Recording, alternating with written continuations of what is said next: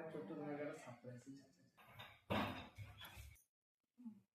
মা তোমার চোখটা ধরবো। কেন কেন কি হয়েছে? পাপা একটা সারপ্রাইজ দেবে। কি সারপ্রাইজ? চলো না। কি সারপ্রাইজ? চলে সারপ্রাইজ আছে তোমার জন্য।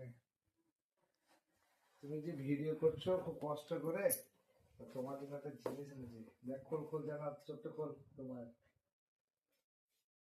কি? দেখো কি ওটা, ভিডিও করছো খুব কষ্ট করে, তোমার জন্য এলাম। এত বড় ব্যাগে কি? দেখো এটা খোলো, এবার চিঠি করতে হবে। ভিডিও করছো করছো, আমার তো দায়িত্ব আছে নাকি।